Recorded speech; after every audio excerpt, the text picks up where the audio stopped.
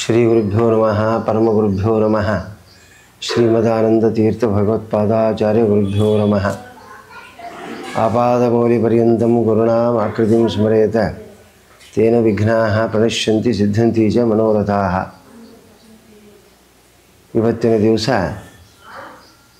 ಭಗವಂತನ ಭಕ್ತರ ವಿಶೇಷತೆಯನ್ನು ನಾವು ಗಣನೆಗೆ ತಗೊಂಡಾಗ ಭಗವಂತನ ಭಕ್ತರು ಯಾವ ರೀತಿ ಭಗವಂತನನ್ನು ವಶದಲ್ಲಿಟ್ಟುಕೋತಾರೆ, ಭಗವಂತ ಅವರು ಹೇಳಿದಂತೆ ಕೇಳ್ತಾನೆ ಅಂತಕ್ಕಂಥ ವಿಷಯವನ್ನು ನಾವು ಇವತ್ತಿನ ದಿವಸ ಪ್ರಸ್ತಾಪ ಮಾಡೋಣ. ನಾವೆಲ್ಲರೂ ಕೂಡ ಆ ಭಗವಂತನನ್ನು ಆರಾಧನೆ ಮಾಡೋದರಿಂದ ನಮಗೆ ಬರ್ತಕ್ಕ ಸಕಲ ಅನಿಷ್ಟಗಳು ನಿವೃತ್ತಿಯಾಗಿ ಇಷ್ಟಪ್ರಾಪ್ತಿ ಆಗ್ತದೆ. ನಾವೆಲ್ಲ ಪ್ರತಿ ಕ್ಷಣದಲ್ಲಿಯೂ ಕೂಡ ಭಗವಂತನಿಂದ ಬಂದು ಅಸ್ವತಂತ್ರರಾಗಿಯೇ ಜೀವನವನ್ನು ಮಾಡ್ತಾಯಿದ್ದೀವಿ. ಸ್ವತಂತ್ರೋ ಭಗವಾನ್ ವಿಷ್ಣು, ಅವನೊಬ್ಬನೇ ಸ್ವತಂತ್ರ. ನಮ್ಮ ಕರ್ಮಾನುಸಾರವಾಗಿ ಸಕಲ ಕ್ರಿಯೆಗಳನ್ನು ಭಗವಂತ ಪ್ರತಿ ಕ್ಷಣದಲ್ಲಿ ಮಾಡಿಸಿ ನಮ್ಮನ್ನು ಉದ್ಧಾರದ ಮಾರ್ಗದಡಿಗೆ ಒಯ್ತಕ್ಕಂಥ ಭಗವಂತನನ್ನು ಸ್ಮರಣೆ ಮಾಡ್ತಾ, ಆ ಭಗವಂತನ ಭಕ್ತರಾದಂಥ ಅನೇಕ ಜ್ಞಾನಿಗಳು ಅವನನ್ನು ಆರಾಧನೆ ಮಾಡಿ ಅವನ ಸೇವೆಯನ್ನು ಮಾಡಿ, ಸೇವಾರೂಪವಾಗಿರ್ತಕ್ಕಂಥದ್ದು ಅನೇಕ ವಿಧವಾಗಿದ್ದರೂ ಕೂಡ ಆ ಭಗವಂತನ ಭಕ್ತರಲ್ಲಿ ಒಬ್ಬರಾಗಿರ್ತಕ್ಕ ಪ್ರಥಮ ಆದಿಕವಯೇ ಬ್ರಹ್ಮದೇವರು. ಅಂಥ ಯಾವ ಬ್ರಹ್ಮದೇವರು ಭಗವಂತನನ್ನು ಆರಾಧನೆ ಮಾಡಿ ಆದಿಕವಯೇ ಆದಿಕವಿಗಳಾಗಿರ್ತಕ್ಕಂಥವರೇ ಬ್ರಹ್ಮದೇವರು. ಆ ಬ್ರಹ್ಮದೇವರು ಭಗವಂತನ ಮಹಿಮೆಯನ್ನು ಭಗವಂತನಿಂದಲೇ ತಿಳಿದು ನಮಗೆಲ್ಲ ಉಪದೇಶ ಮಾಡಿದ್ದಾರೆ. ರುದ್ರಾದಿಗಳಿಗೆ, ಸಕಲ ದೇವತೆಗಳಿಗೆ, ಸನಕ ಸನಂದಾದಿಗಳಿಗೆ ಎಲ್ಲರಿಗೂ ಉಪದೇಶವನ್ನು ಮಾಡಿ ಭಗವಂತನ ಮಹಿಮೆಯನ್ನು ತಿಳಿಸುವಲ್ಲಿ ಮಹತ್ತರವಾದ ಪಾತ್ರವನ್ನು ವಹಿಸಿರ್ತಕ್ಕಂಥವರು ಜ್ಞಾನಿಗಳು. ಅಂಥ ಯಾವ ಜ್ಞಾನಿಗಳಲ್ಲಿ ಅನೇಕರು ಇದ್ದಾರೆ, ಒಬ್ಬರಲ್ಲ ಇಬ್ಬರಲ್ಲ, ಅನೇಕ ಸ್ಮೃತಿಕಾರರು ಇದ್ದಾರೆ. ಶ್ರುತಿಯನ್ನು ಸ್ಮೃತಿಗನ್ನಾಗಿ ಅಳವಡಿಸಿಕೊಂಡು ಸ್ಮೃತಿಯನ್ನು ಮಾಡಿರ್ತಕ್ಕಂಥ ಶತರ್ಚಿನರು, ಗೃತ್ಸಮದರು ನೋಡ್ರಿ, ಇವರೆಲ್ಲ ಮಹಾಜ್ಞಾನಿಗಳು. ಶ್ರುತಿಯನ್ನು ಕೇಳಿರ್ತಕ್ಕಂಥ ಭಗವದ್ ವಿಷಯವನ್ನು ಸ್ಮೃತಿ ರೂಪದಲ್ಲಿ ತಮಗೆ ತಿಳಿದಿರತಕ್ಕ ವಿಷಯವನ್ನು ಜಗತ್ತಿಗೆ, ಭಗವಂತನ ಭಕ್ತರಿಗೆ ತಾವು ಉಪದೇಶ ಮಾಡಿರ್ತಕ್ಕಂಥದ್ದೇ ಸ್ಮೃತಿ. ಅಂಥ ಸ್ಮೃತಿದಾಯಕರಾಗಿರ್ತಕ್ಕಂಥ ಮಹಾನುಭಾವರು ಲೋಕದಲ್ಲಿ ಪ್ರಖ್ಯಾತರಾಗಿದ್ದಾರೆ. ಅವರ ಸ್ಮೃತಿಗಳಿಂದಲೇ ಶ್ರುತ್ಯರ್ಥವನ್ನು ನಾವು ತಿಳಿಯಬಹುದು. ಶ್ರುತಿಗೂ ಸ್ಮೃತಿಗೂ ಒಂದೇ ಸಾಮ್ಯ. ಶ್ರುತಿ ಅಪೌರುಷೇಯವಾದರೆ ಸ್ಮೃತಿ ಪೌರುಷೇಯ. ಇಂಥ ಮಹಾಮಹಿಮೋಪೇತರಾಗಿರ್ತಕ್ಕಂಥ ಭಾಗವತದಲ್ಲಿ ಅನೇಕ ಕಥೆಗಳು ಬರ್ತಾವೆ. ಭಗವಂತನ ಜ್ಞಾನವನ್ನು ಸಾಕ್ಷಾತ್ತಾಗಿ ಪಡೆದಿರತಕ್ಕಂಥವರು ಉದ್ಧವಾದಿಗಳು, ವಿದುರ, ಮೈತ್ರೇಯರು, ಇವೆಲ್ಲ ಕಥಾಭಾಗಗಳು ಬರ್ತಾವೆ. ಸಾಕ್ಷಾತ್ ಭಗವಂತನ ಅವನ ಮಹಿಮೆಯನ್ನೇ ಕಪಿಲರೂಪಿಯಾಗಿರ್ತಕ್ಕ ಭಗವಂತ ದೇವಹೂತಿಗೆ ಉಪದೇಶ ಮಾಡಿರ್ತಕ್ಕಂಥದ್ದನ್ನು ನಾವು ಕಾಣ್ತಾ ಇದ್ದೀವಿ. ಅಂದಮೇಲೆ ಭಗವಂತನೇ ಹೇಳಬೇಕೇ ಹೊರತು, ಯಾಕಂದರೆ ಭಾಗವತ ಹೇಳ್ತದೆ ಮುಖ್ಯಂತಿ ಎಂ ಸೂರಗ. ಜ್ಞಾನಿಗಳು ಕೂಡ ಭಗವದ್ ವಿಷಯದಲ್ಲಿ ಪ್ರಕೃತಿ ಸಂಬಂಧಿತವಾಗಿರ್ತಕ್ಕಂಥ ಈ ಮಾಯಾಮೋಹಿತವಾಗಿರ್ತಕ್ಕ ಈ ಪ್ರಪಂಚಕ್ಕೆ ಒಳಗಾಗಿ ಈ ಪ್ರಪಂಚದಲ್ಲಿ ಬಿದ್ದು ಒದ್ದಾಡ್ತಾರೆ.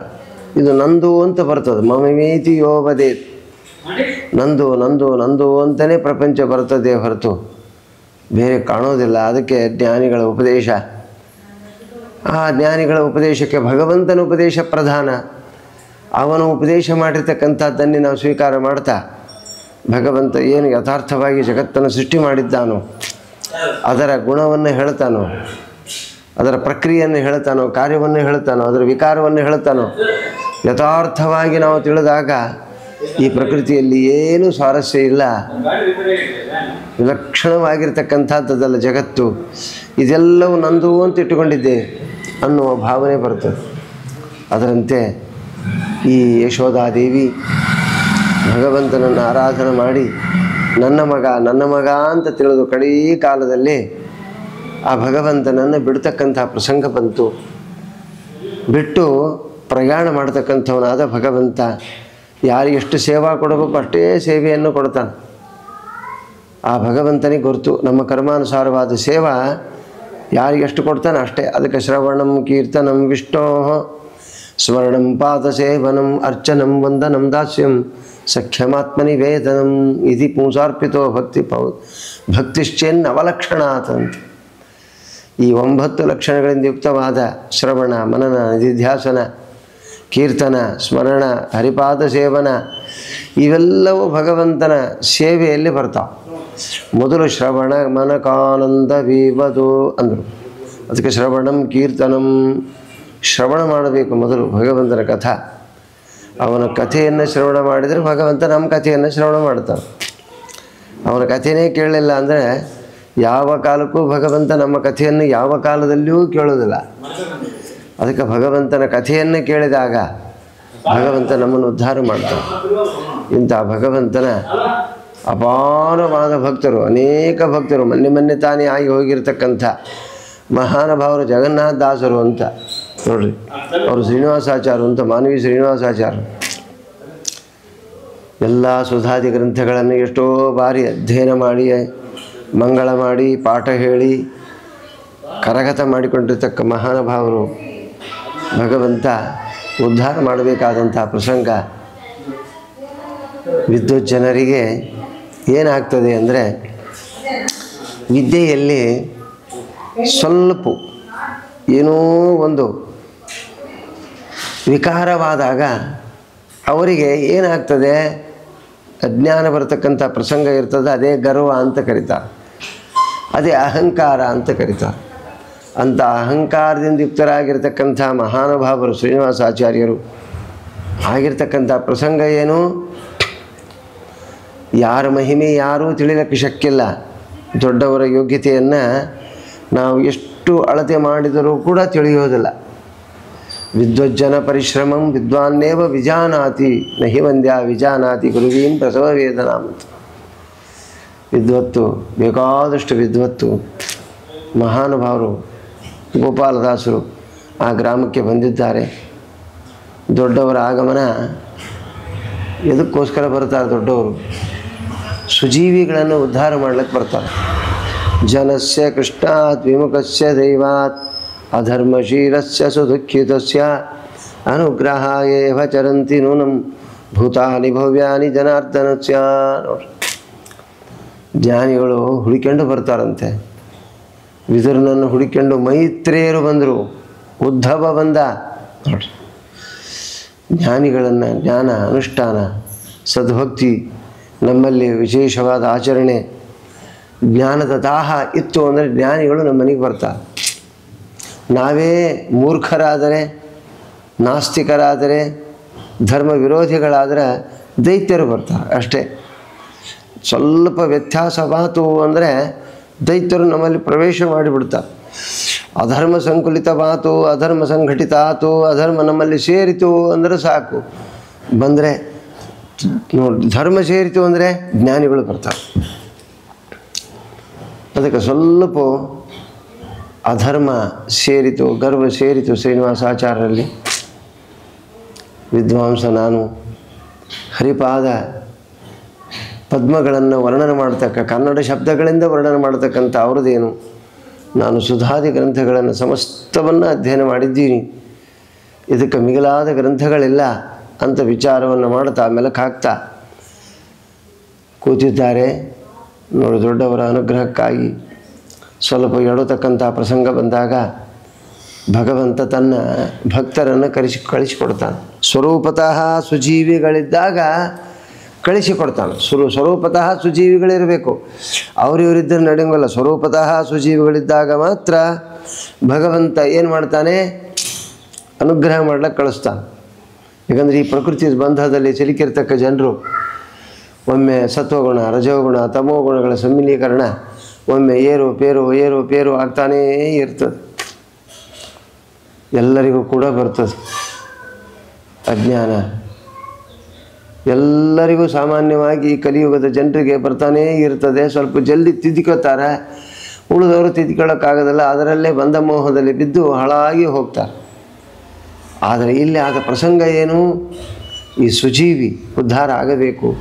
ಇವರೇ ಸಲ್ಲಾದ ಅಂತ, ಪ್ರಹ್ಲಾದನ ತಮ್ಮ ಸಲ್ಲಾದ ಉದ್ಧಾರ ಆಗಬೇಕಾಗಿದೆ. ಮಹಾನುಭಾವರು ಶ್ರೀನಿವಾಸಾಚಾರ್ಯ ಭಗವಂತ ಎಂಥ ಕರುಣಾಶಾಲಿ.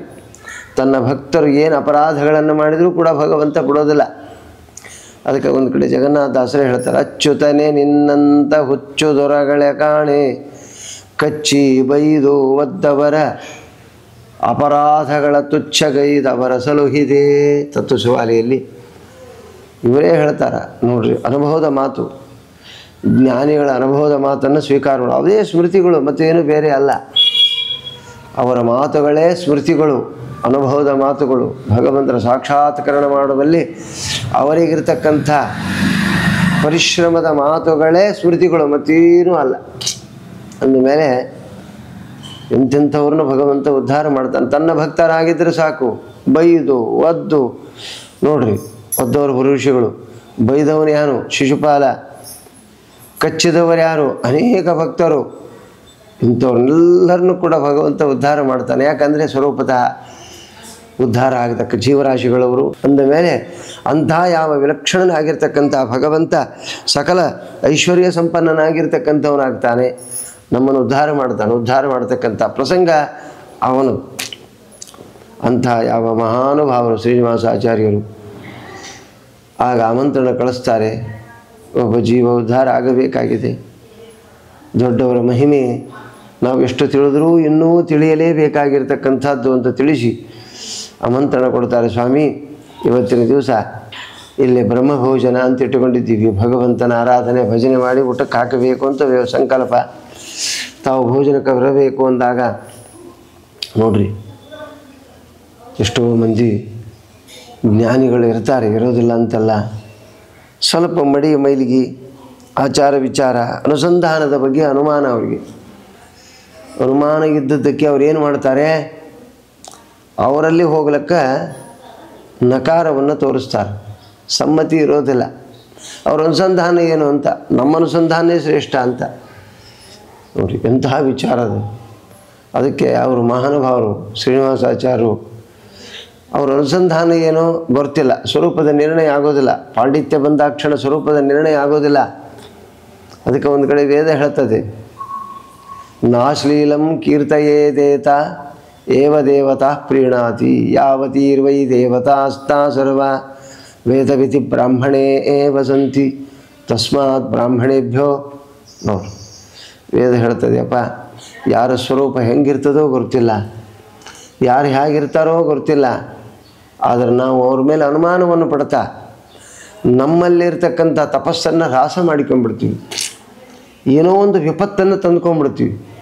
ಅದಕ್ಕೆ ದೊಡ್ಡವರಲ್ಲಿ ಭಾಳ ವಿನಮ್ರರಾಗಿರಬೇಕು. ಒಬ್ಬ ಬ್ರಾಹ್ಮಣ ಸದಾಚಾರಿ ಆಗಿದ್ದ ಅಂದರೆ, ಬಾಹ್ಯ ಲಕ್ಷಣದಿಂದ ಯುಕ್ತನಾಗಿದ್ದರೆ ಅವನನ್ನು ಆದರ ಮಾಡಬೇಕಾದ್ದು ಆದ್ಯ ಧರ್ಮ.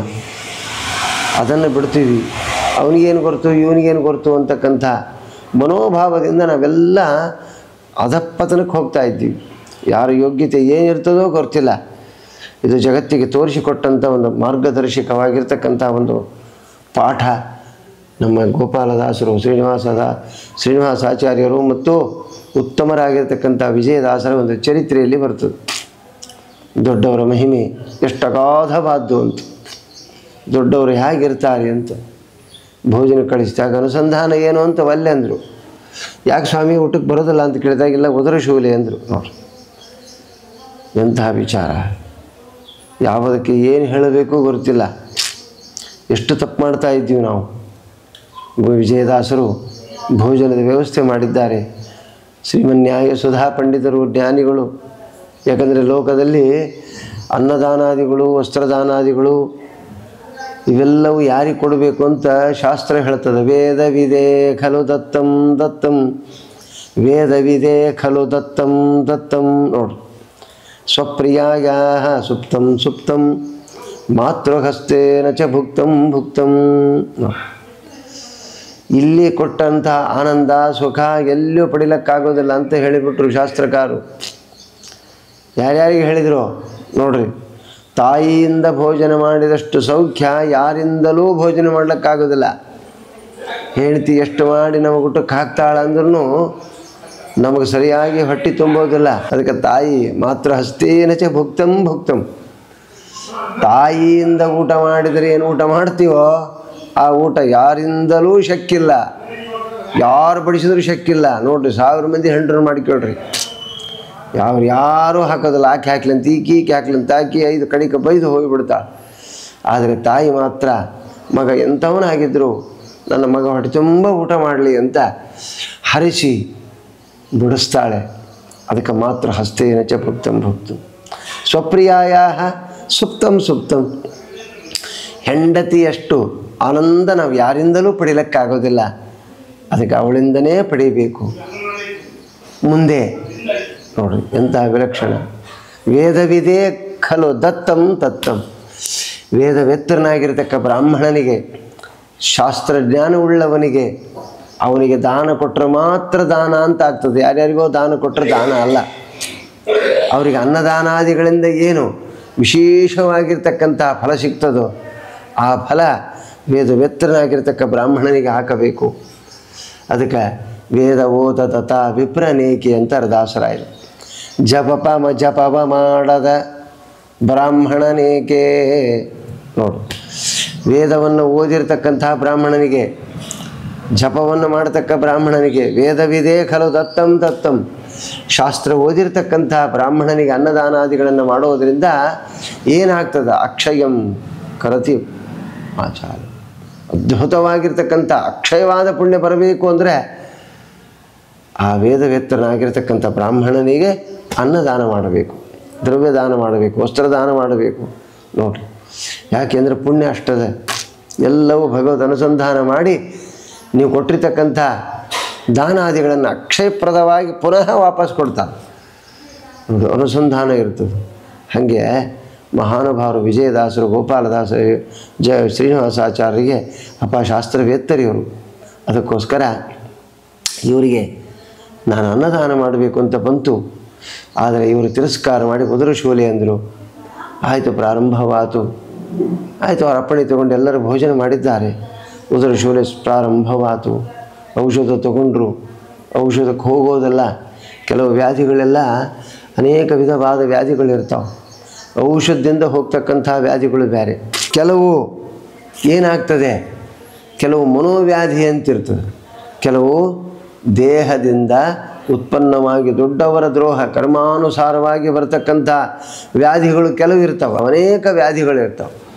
ದೊಡ್ಡವರ ದ್ರೋಹದಿಂದ ಬಂದದ್ದು ಏನಾಗ್ತದೆ? ವಜ್ರಲೇಪೋ ಭವಿಷ್ಯತಿ. ಅದ್ಭುತವಾದ ವಜ್ರಕ್ಕೆ ಸಮಾನವಾದಂಥ ಪಾಪಗಳಿಂದ ಯುಕ್ತರಾಗ್ತಕ್ಕಂಥವರಾಗ್ತಾರೆ. ಇಲ್ಲಿ ದೊಡ್ಡವರ ದ್ರೋಹದಿಂದ ಬಂದಂಥದ್ದು ವ್ಯಾಧಿ ಇದು, ಉದರಶೂಲೆ. ಯಾವ ಡಾಕ್ಟ್ರು ಹೇಳಿದ್ರಪ್ಪ ನೀನು ಉದರಶೂಲೆ ಎಷ್ಟು ಔಷಧ ನುಂಗಿದ್ರೂ ಹೋಗೋಲ್ತಲ್ಲ. ಆಗ ವಿಚಾರ ಮಾಡಿದರು ಮಹಾನುಭಾವರು, ಹೋದರು. ಆಗಿನ ಕಾಲದಲ್ಲಿ ಮಹಾನುಭಾವರಾದ ಮಂತ್ರಾಲಯ ಮಹಾಪ್ರಭುಗಳು, ಸಕಲ ವೈದ್ಯರು ಅವರೇ. ಮಂತ್ರಾಲಯ ಪ್ರಭುಗಳ ಕಾರುಣ್ಯ ಎಂಥದ್ದು ಅಂದರೆ ಅಂತಿಂಥದ್ದಲ್ಲ. ಕುಷ್ಠಾದಿ ರೋಗಾಣ ನಿವೃತ್ತಿ ತ್ವರಯಾ ಭವೇತ್. ನೋಡ್ರಿ, ಅವರ ಸ್ತೋತ್ರ ಮಂತ್ರ, ಅವರ ಧ್ಯಾನ, ಅವರ ಸೇವಾ ಎಂಥದ್ದು ಅಂದರೆ ಕುಷ್ಠರೋಗ ಮಹಾರೋಗ ಅಂತ. ಜಗತ್ತಿನಲ್ಲಿ ರೋಗ ಅಂದರೆ ಕುಷ್ಠರೋಗನೇ. ಅದಕ್ಕಿಂತ ದೊಡ್ಡ ರೋಗ ಜಗತ್ತಿನಲ್ಲಿ ಯಾವುದೂ ಇಲ್ಲ. ನೋಡ್ರಿ, ಅಂಥ ರೋಗಾದಿಗಳನ್ನು ಕಳಿತಕ್ಕ ಮಹಾನುಭಾವರು ಮಂತ್ರಾಲಯ ಪ್ರಭುಗಳು. ಅವರಲ್ಲಿ ಹೋಗಿ ಸೇವಾ ಮಾಡ್ತಾರೆ. ರಾಘವೇಂದ್ರ ಸ್ವಾಮಿಗಳು ಮಹಾಪ್ರಭುಗಳು ಅಂದರು, ಅಪ್ಪ ನಾನೇನು ಮಾಡಲಿ ಅಂದರು. ಇದು ಅಷ್ಟು ಸುಲಭ ಇಲ್ಲ, ಯಾಕೋ ನನ್ನ ಕೈ ಮೀರ್ತಾ ಇದೆ ಅಂದರು. ನೋಡ್ರಿ, ಏನು ಮಾಡ್ತೀರಿ? ಯಾಕೆ ಅಂದರೆ ದೊಡ್ಡವರ ಅಪರಾಧ ಮಾಡಿದಾಗ ಆ ದೊಡ್ಡವರಲ್ಲೇ ಅಪರಾಧ ಮನ್ನಿಸಬೇಕೇ ಹೊರತು ಬೇರೆದವರಿಂದ ಯಾರಿಂದಲೂ ಶಕ್ಕಿಲ್ಲ, ಯಾರೂ ಮಾಡೋದಿಲ್ಲ. ಅವ್ರು ಮಾಡ್ಲಿಕ್ಕೆ ಸಮರ್ಥರಾಗಿದ್ದರು ರಾಯರು. ಆದರೆ ಅವರು ದೊಡ್ಡವರ ಮಹಿಮೆಯನ್ನು ಜಗತ್ತಿಗೆ ತೋರಿಸಕ್ಕೆ ದೊಡ್ಡವರು ಮಾಡ್ತಕ್ಕಂಥ ಒಂದು ನಾಟಕ, ದೊಡ್ಡವರ ಒಂದು ನಾಟಕ. ಅಂಬರೀಷ ಚಕ್ರವರ್ತಿಗೆ ಆ ವಿಕಾರ ರೂಪವಾಗಿರ್ತಕ್ಕ ಭೂತವನ್ನು ಬಿಟ್ಟಂಥ ದೂರ್ವಾಸರು ನೋಡ್ರಿ ಏನು ಮಾಡಿದರು? ಸಾಕ್ಷಾತ್ ರುದ್ರದೇವ್ರ ಹತ್ರ ಹೋದರು ದೂರ್ವಾಸರು. ಅದು ನನಗೆ ಶಕ್ಕಿಲ್ಲ ಅಂದರು. ನೋಡ್ರಿ, ರುದ್ರದೇವ್ರಿಗೆ ಶಕ್ಕಿಲ್ವಾ? ಇಂಥ ಮಹಾನುಭಾವರು. ಆಮೇಲೆ ರುದ್ರದಿಂದ ಬ್ರಹ್ಮನ ಹತ್ರ ಹೋದರು. ಬ್ರಹ್ಮನೂ ಶಕ್ಕಿಲ್ಲ ಅಂದ. ಇದನ್ನು ಮಾಡ್ಲಿಕ್ಕಾಗೋದಿಲ್ಲಪ್ಪ, ಯಾಕಂದರೆ ಭಗವದ್ರೋಹದ ಕಾರಣವಾಗಿರ್ತಕ್ಕಂಥದ್ದು, ಅದು ನನ್ನ ಕಡೆಯಿಂದ ಶಕ್ಕಿಲ್ಲ. ಅದು ಸಾಕ್ಷಾತ್ ವಿಷ್ಣುವಿನ ಹತ್ರ ಹೋದರು ದೂರ್ವಾಸರು. ಆಗ ಭಗವಂತಂದ, ಅಪ್ಪ ಇದು ನನಗೂ ಶಕ್ತಿ ಇಲ್ಲ, ಯಾಕಂದರೆ ನನ್ನ ಶಕ್ತಿ ಎಲ್ಲ ಭಗವದ್ ಭಕ್ತರಿಗೆ ಕೊಟ್ಟುಬಿಟ್ಟೀನಿ. ಭಗವದ್ ಭಕ್ತರಿಗೆ ಹಂಚಿಬಿಟ್ಟು ನನ್ನ ಶಕ್ತಿ, ಅವರಲ್ಲೇ ಅದ ನನ್ನ ಶಕ್ತಿ. ಯತ್ತೇಜೋ ಮಾಮಕಂ ವಿದ್ಧಿ.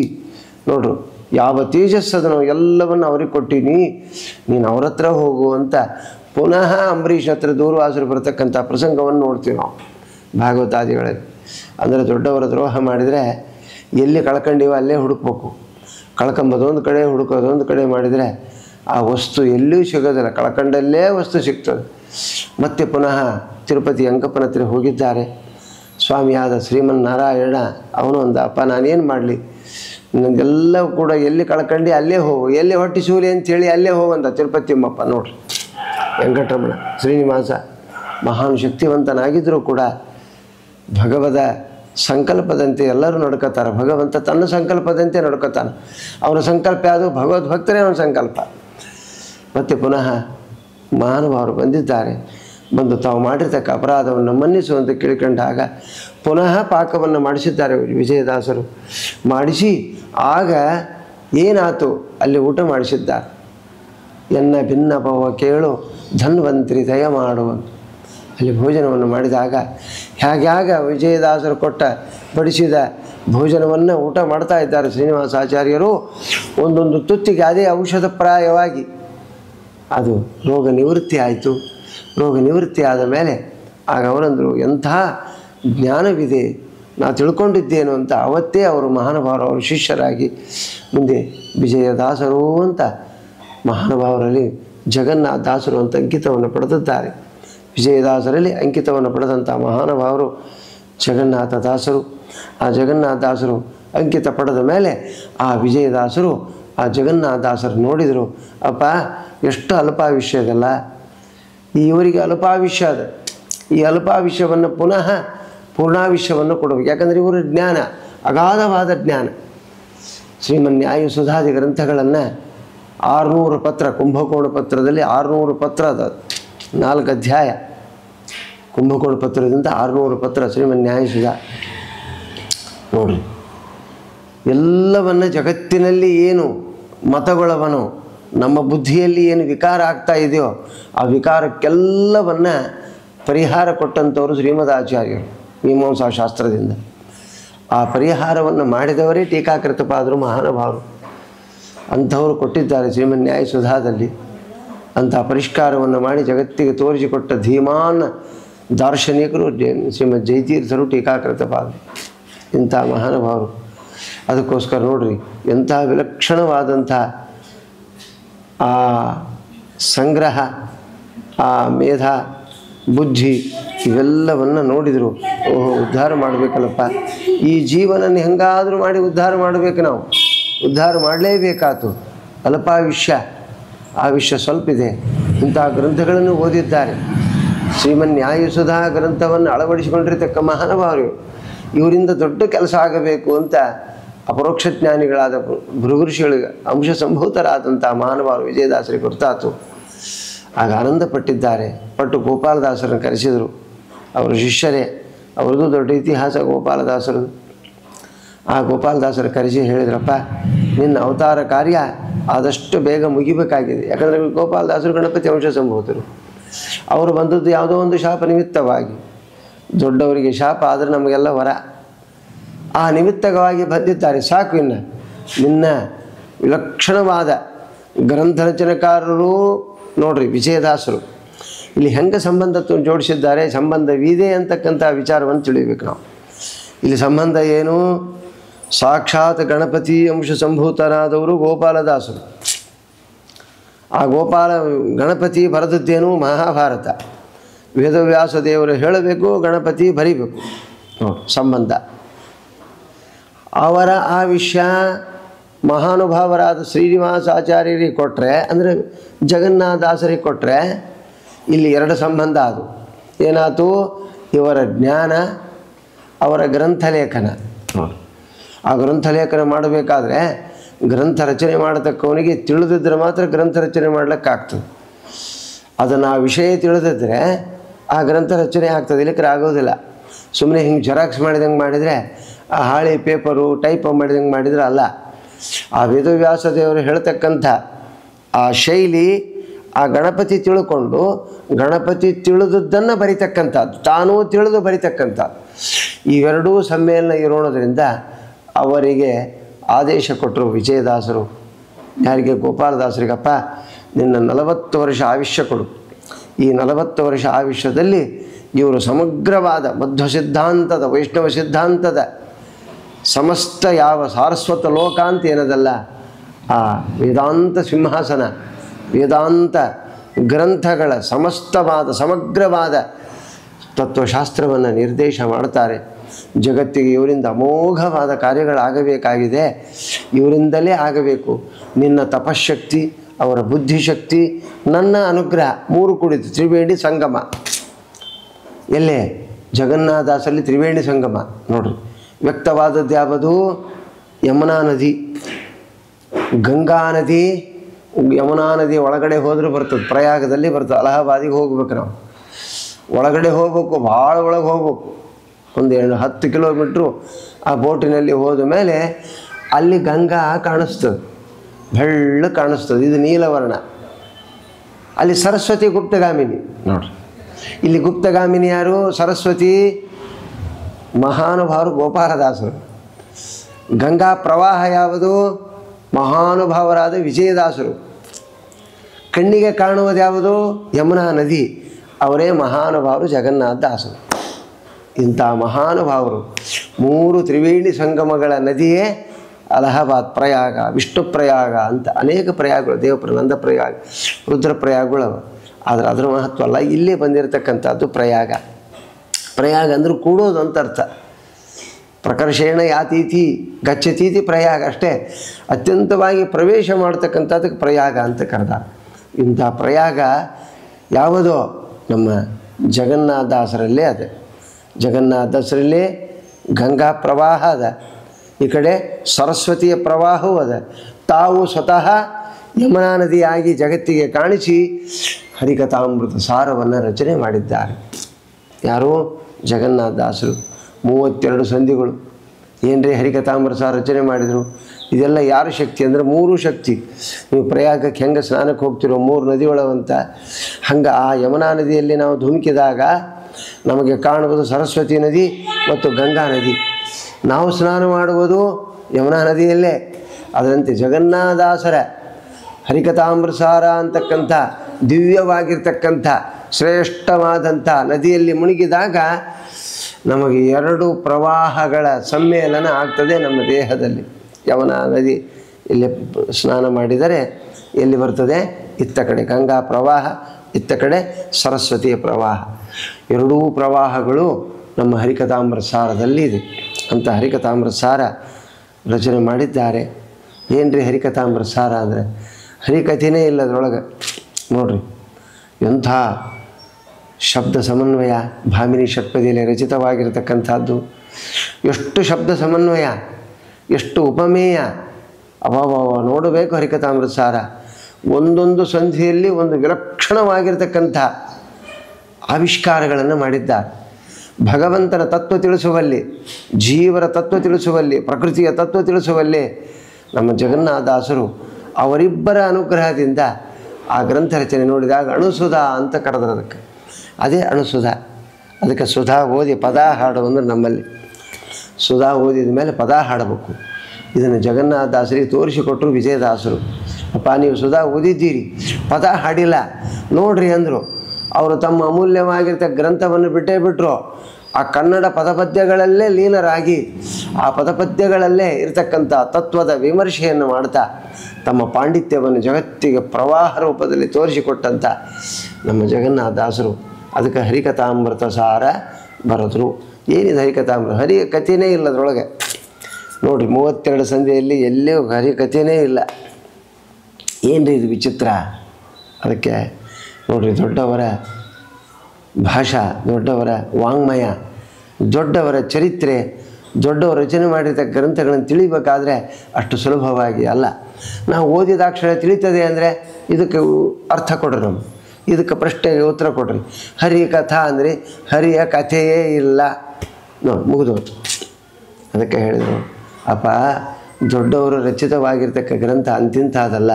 ಹರಿಕಥಾ ಇಲ್ಲ ಅಂತಲ್ಲ, ಹರಿಕಥೆನೇ ಅದು. ಏನು ಹರಿ ಅಂದರೆ ಪ್ರತಿಯೊಬ್ಬ ಜೀವರಾಶಿಗಳೇನಿದ್ದಾರಲ್ಲ, ಪ್ರತಿಯೊಬ್ಬ ಜೀವರಿಗೆ ಹರಿಯೇ ಬಿಂಬರೂಪ. ನೋಡಿ, ಪ್ರತಿಯೊಂದು ಜೀವರಾಶಿಗಳು, ಎಲ್ಲ ಜೀವರಾಶಿಗಳು, ಬ್ರಹ್ಮದೇವರಿಂದ ಆರಂಭಿಸಿ ತೃಣಾಂತ ಜೀವರಾಶಿಗಳವರೆಗೂ ಆ ಜೀವಕ್ಕೆ ಅಭಿಮಾನಿಯಾದವನು ಹರಿ. ಹರತೀತಿ ಹರಿ, ಸಕಲ ಪಾಪಾನ್ ಕರ್ಷಯತಿ ಹರತಿ ಅಂತವನು ಹರಿ.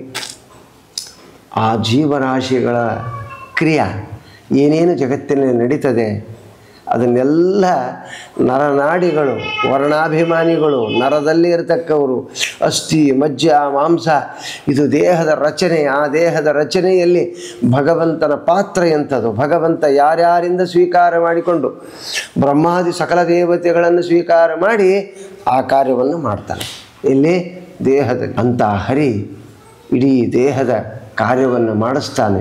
ಎಷ್ಟು ಮೂತ್ರ ಇರಬೇಕು, ಎಷ್ಟು ಮಲ ಇರಬೇಕು, ಎಷ್ಟು ಹೃದಯ ಇರಬೇಕು, ಎಷ್ಟು ಅಸ್ಥಿ ಇರಬೇಕು, ಎಷ್ಟು ನರನಾಡಿಗಳಿರಬೇಕು, ಆ ನರದಲ್ಲಿ ಯಾವ್ಯಾವ್ದು ಇರಬೇಕು, ಪ್ರಾಣ ಅಪಾನ ವ್ಯಾನ ಉದಾನ ಸಮಾನ ಯಾವ್ಯಾವ ಕೆಲಸ ಮಾಡ್ತವೆ, ಎಷ್ಟೆಷ್ಟು ನಾವು ಭೋಜನ ಮಾಡ್ತಕ್ಕಂಥ ಅನ್ನಾದಿಗಳನ್ನು, ಎಷ್ಟು ಕ್ರಿಯಾದಿಗಳನ್ನು ಭಗವಂತ ಮಾಡಿ ಎಲ್ಲೆಲ್ಲಿ ಏನೇನು ಕಳಿಸ್ಬೇಕು, ಸಮಾನವಾಯು ಎಲ್ಲವನ್ನು ಮಹಾನುಭಾವರು ಭಗವಂತನ ಚರಿತ್ರೆಯನ್ನು ತಿಳಿಸುವಲ್ಲಿ ಇಂಥ ಹರಿಕಥಾಮೃತಸಾರ ಯಾರೂ ಮಾಡ್ಲಿಕ್ಕೆ ಶಕ್ಕಿಲ್ಲ.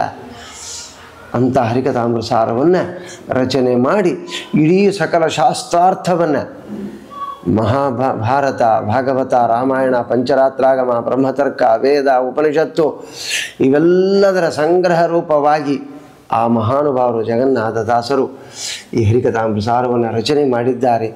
ಮಾಡಿ ಅಲ್ಲಿ ಹರಿಯ ಅಂದರೆ ಜೀವಕ್ಕೆ ನಿಯಾಮಕನಾದ ಜೀವದ ಬಿಂಬ ರೂಪಿಯಾಗಿರ್ತಕ್ಕ ಹರಿ ಇದ್ದಾನಲ್ಲ, ಅವನು ಏನು ಕೆಲಸ ಮಾಡ್ತಾನೆ ಎಲ್ಲ ತತ್ವೇಶರಿಂದೊಡಗೂಡಿ ಅವನೇ ನಿಯಾಮಕ ಈ ಜೀವಕ್ಕೆ.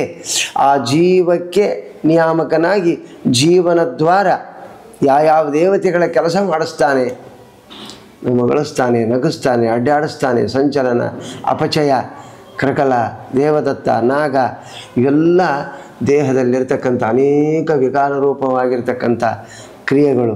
ಆ ಕ್ರಿಯೆಗಳಲ್ಲಿ ಭಗವಂತ ತತ್ತದ್ದೇವತೆಗಳನ್ನು ಸೃಷ್ಟಿ ಮಾಡಿ ತತ್ವಾಭಿಮಾನಿಗಳನ್ನು ಮಾಡಿ ಅವರ ದ್ವಾರ ಏನು ಕೆಲಸ ಮಾಡಿಸ್ತಾನೆ ಅಂತ ಹರಿಯೇ ಹರಿಕಥಾಮೃತ. ಅಂಥ ಹರಿಯ ಕಥಾ ಇದು ಹೊರಗಿನ ಹರಿಕಥಾ ಅಲ್ಲ, ಒಳಗಿನ ಹರಿಕಥಾ, ಜೀವನಿಗೆ ಸಂಬಂಧಪಟ್ಟ ಕಥಾ. ಅದನ್ನು ನಾವು ಆ ಹರಿಕಥಾಮೃತಸಾರ ನೋಡಿದಾಗ ಏನು ಆನಂದ. ನಾವು ಯಾರು, ಎಷ್ಟರ ಮಟ್ಟಿಗೆ ನಾವು ಸ್ವತಂತ್ರರು, ನಾವು ಯಾರ ಅಧೀನದಲ್ಲಿದ್ದೀವಿ, ಪ್ರತಿಯೊಂದು ಕ್ರಿಯೆ ಯಾವ ರೀತಿ ಭಗವಂತ ಹರಿ ಮಾಡಿಸ್ತಾನೆ ಅಂತ ಅನುಸಂಧಾನ ತಂದುಕೊಳ್ಳುವುದೇ ಹರಿಕಥಾ. ಅದೇ ಹರಿಯ ಕಥಾ, ಅದೇ ಕಥೆ ಯಾರ್ಯಾರಿಂದ ಮಾಡಿಸ್ತಾನೆ. ಅಂಥ ಅಮೃತವನ್ನು ಯಾರು ಪಾನ ಮಾಡ್ತಾರೋ ಅವರೇ ಸಾರಭೂತರಾದವರು. ಸಾರತರೋ ಹರಿಹಿ ಅಂತ ಜಗದೀಶನಾದ ಭಗವಂತ ಏನು ಮಾಡ್ತಾನೆ, ನಮ್ಮನ್ನು, ನಮ್ಮ ಪಾಪವನ್ನು ದಿಂದ ಮುಕ್ತ ಮಾಡಿ ನಮ್ಮನ್ನೂ ಮುಕ್ತ ಮಾಡ್ತಾನೆ. ನಮ್ಮೊಳಗೆ ಸೇರಿರ್ತಕ್ಕಂಥ ಪಾಪವನ್ನು ಮುಕ್ತ ಮಾಡಿ ಭಗವಂತ ನಮಗೆ ಅನುಗ್ರಹ ಮಾಡ್ತಾನೆ. ಅಂಥ ದೊಡ್ಡ ಕೆಲಸ ಮಾಡಿರ್ತಕ್ಕಂಥ ಮಹಾನುಭಾವರು ಜಗನ್ನಾಥದಾಸರು. ಮುಂದೆ ಅವರೇ ಪ್ರಹ್ಲಾದನ ತಮ್ಮನಾದ ಸಲ್ಲಾದ ಅಂತ ಐತಿಹ್ಯಗಳವೆ. ಆದ್ದರಿಂದ ಇಷ್ಟು ಕೆಲಸವನ್ನು ಅವರ ಕಡೆಯಿಂದ ಮಾಡಿಸಬೇಕಾಗಿತ್ತು. ನಮ್ಮ ವಿಜಯದಾಸರು, ಗೋಪಾಲದಾಸರು ಇವರಿಬ್ಬರು ದೊಡ್ಡ ದೇವತೆಗಳೇ. ಆದ್ದರಿಂದ ಭೃಗು ಋಷಿಗಳು ಅವರಾದರೆ ಅಲ್ಲಿ ವಿಶಿಷ್ಟವಾದ ಒಂದು ವಿಶೇಷತೆ ಆ ಭೃಗು ಋಷಿಗಳಲ್ಲಿತ್ತು. ಆ ಭೃಗು ಋಷಿಗಳು ಅಲ್ಲಿ ಬಂದು ಅವತಾರವನ್ನು ಮಾಡಿ ಅವರನ್ನು ಉದ್ಧಾರ ಮಾಡಿದ್ದಾರೆ. ಆ ಉದ್ಧಾರ ಮಾಡೋದಲ್ಲದೆ ಅವರನ್ನು ಕೇವಲ ನಿಮಿತ್ತ ಮಾತ್ರ ಉದ್ಧಾರ ಮಾಡಿದರೆ ನಮ್ಮ ನಿತ್ಯದಲ್ಲಿ ನಮ್ಮ ವಿಜಯದಾಸರು, ಗೋಪಾಲದಾಸರು, ಜಗನ್ನಾಥದಾಸರು ನಮ್ಮ ನಿತ್ಯ ಉದ್ಧಾರ ಮಾಡ್ತಾರೆ. ಹರಿಕಥಾಮೃತಸಾರ ಪಾರಾಯಣ ಮಾಡಿದರೆ ನೀವು ತ್ರಿವೇಣಿ ಸಂಗಮದಲ್ಲಿ ಯಮುನಾ ನದಿ, ಸರಸ್ವತಿ ಮತ್ತು ಗಂಗಾ ನದಿಯಲ್ಲಿ ಸ್ನಾನ ಮಾಡಿದರೆ ಏನು ಪುಣ್ಯ ಬರಬೇಕೋ ಅಷ್ಟು ಒಂದು ಶ್ಲೋಕ, ಒಂದು ಪದ ಭಾಮಿನಿ ಷಟ್ಪದಿಯಲ್ಲಿ ನಿರ್ಮಿತವಾಗಿರ್ತಕ್ಕಂಥ ಹರಿಕಥಾಮೃತಸಾರ ಅಂದುಬಿಟ್ರೆ ಸಾಕು. ನೀವು ನಿತ್ಯ ಸ್ನಾನ ಮಾಡೋದೇ, ಅದರಲ್ಲೇ ಸ್ನಾನ ಮಾಡುವುದು, ಸಾಕ್ಷಾತ್ ಹರಿಯನ್ನು ತಿಳಿದಿರ್ತಕ್ಕಂಥ ಜ್ಞಾನಿಗಳಾಗ್ತೀರಿ. ಈ ಕೆಲಸವನ್ನು ಮಾಡಿದ್ದಾರೆ ಜಗನ್ನಾಥದಾಸರು. ತತ್ವ ಸುವಾಲಿ ಅಂತ ಬರೆದಿದ್ದಾರೆ, ಅನೇಕ ಪದಪದ್ಯಗಳನ್ನು ಬರೆದಿದ್ದಾರೆ. ಈ ಮಹಾನುಭಾವರ ಕಾಲ ಎಂಥದ್ದು, ಉತ್ತರಾದಿ ಮಠದಲ್ಲಿ ಸತ್ಯಬೋಧರು ಅಂತ ನೋಡಿ, ಇಂತಹ ಮಹಾನುಭಾವರು. ಅಂತಹ ಮಹಾನುಭಾವರ ಕಾಲ. ರಾಯರ ಮಠದಲ್ಲಿ ವರದೇಂದ್ರರು ಅಂತ ನೋಡಿ, ವದಾನ್ಯ ಜಯಸಿಂಹಾಯ ವರದೇಂದ್ರಾಯತೇ ನಮಃ ಅಂತಹ ಮಹಾನುಭಾವರು ವರದೇಂದ್ರರು. ಅವರ ಪುಣದಲ್ಲಿ ಅವರ ಮೂಲ ಬೃಂದಾವನ, ಇವರದು ಸವಣೂರಲ್ಲಿ ಮೂಲ ಬೃಂದಾವನ. ಇವರೆಲ್ಲ ಸಮಕಾಲೀನರ ಆ ಕಾಲದಲ್ಲಿ ಅದ್ಭುತವಾದ ಚರಿತ್ರೆಗಳುಂಟು. ಅಂತಂಥ ಕಾಲದಲ್ಲಿ ಅವರ ಚರಿತ್ರೆಯ ಜಗತ್ತಿಗೆ ತೋರಿಸಿಕೊಟ್ಟಂತಹ ಮಹಾನುಭಾವರು ಇವರು. ಇವರೆಲ್ಲ ಅವರನ್ನು ಸ್ತೋತ್ರ ಜಗನ್ನಾಥದಾಸರು ಆ ಸತ್ಯಬೋಧರನ್ನು ವರ್ಣನೆ ಮಾಡುತ್ತಾರೆ, ವರದೇಂದ್ರನ್ನು ವರ್ಣನೆ ಮಾಡಿದ್ದಾರೆ. ಅಂದಮೇಲೆ ಇಂಥ ಯಾವ ವರ್ಣಾತೀತವಾಗಿರ್ತಕ್ಕ ಅವರ ಗುಣ, ಅಂತಹ ಗುಣಗಳಿಂದ ಯುಕ್ತರಾದ ಜಗನ್ನಾಥದಾಸರು ಅವರ ಆರಾಧನಾ ನಿಮಿತ್ತವಾಗಿ ಭಗವಂತನ ಸೇವೆ. ಯಾಕಂದರೆ ಯಶೋಧಾದೇವಿ ಚರಿತ್ರೆ ಅಲ್ಲ, ಯಶೋಧಾದೇವಿನೂ ಭಗವಂತನ ಭಕ್ತಳೆ, ಇವರೂ ಭಗವಂತನ ಭಕ್ತರೇ. ಆ ಭಗವಂತನ ಭಕ್ತರ ಲಕ್ಷಣ ಯಾವ ರೀತಿ ಇರ್ತದೆ, ಅವರು ಎಡವಿ ಪುನಃ ಮತ್ತೆ ಎದ್ರು. ನಾವು ಸಂಸಾರದಲ್ಲಿ ಭಗವದ್ ವಿಷಯದಲ್ಲಿ ದೊಡ್ಡವರ ವಿಷಯದಲ್ಲಿ ಎಡುತ್ತಾನೇ ಇರ್ತೀವಿ, ಎಡವಿ ಮ್ಯಾಲೆ ಬರೋದು ಎಲ್ಲ ಕೆಳಗೇ ಹೋಗ್ತಾ ಇರ್ತೀವಿ. ನಾಶ್ಲೀಲಂ ಕೀರ್ತಯೇದೇತ ಏವ ದೇವತಾ ಪ್ರೀಣಾತಿ ಅಂತ ವೇದ ಹೇಳ್ತದೆ. ಅವರಲ್ಲಿ ದೋಷಗಳನ್ನು ತಗೋಬಾಡ್ರಪ್ಪ. ಶ್ರದ್ಧದಾನ ಶುಭಾಂ ವಿದ್ಯಾಂ ಹೀನಾದಪಿ ಸಮಾಪ್ನುಯಾತ್ ಸುವರ್ಣಮಪಿ ಚಾಮೇಧ್ಯಾತ್ ಆತಧೀತಾತ್ ವಿಚಾರ ಎನ್ನಂತ. ಹೊಲಸಿನಲ್ಲಿ ಒಂದು ಅಮೂಲ್ಯವಾದ ಬಂಗಾರದ ಉಂಗರನೋ ಬಂಗಾರದ ಸರವೋ ಯಾವುದೋ ಬೆಳ್ಳಿ ತಟ್ಟೆಯೋ ಬೆಳ್ಳಿಯ ಲೋಟನೋ ಸೌಟೋ ಹೊಲಸಿನಲ್ಲಿ ಬಿದ್ದರೆ ಅದನ್ನು ತಗೊಂಡು ಹೆಂಗೆ ಶುದ್ಧಿ ಮಾಡಿಕೊಂಡು ತಗೋತೀವೋ ಅದರಂತೆ ಎಂಥ ನೀಚರಲ್ಲಿ ಕೂಡ ಯಾವುದೋ ಒಂದು ಉತ್ತಮವಾದ ವಿದ್ಯೆ ಇತ್ತು ಅಂದರೆ ಅದನ್ನು ಗ್ರಹಣ ಮಾಡಬೇಕು ಅಂತ ಶಾಸ್ತ್ರ ಹೇಳ್ತದೆ. ಅಂದಾಗ ಇವರೆಲ್ಲ ಶುದ್ಧರಾದವರೇ.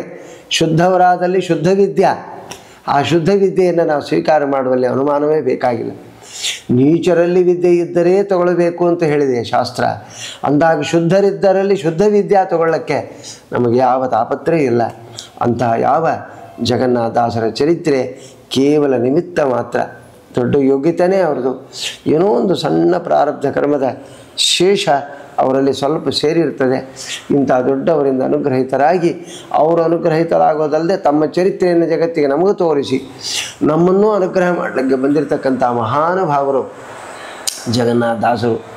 ಇಂಥ ಜಗನ್ನಾಥದಾಸರು ಅದ್ಯಾಪಿ ಮಾನವೀಯ ಕ್ಷೇತ್ರದಲ್ಲಿ ವಿರಾಜಮಾನರಾಗಿ ನಮ್ಮನ್ನು ಉದ್ಧಾರ ಮಾಡಲಿಕ್ಕೆ ಸನ್ನದ್ಧರಾಗಿದ್ದಾರೆ.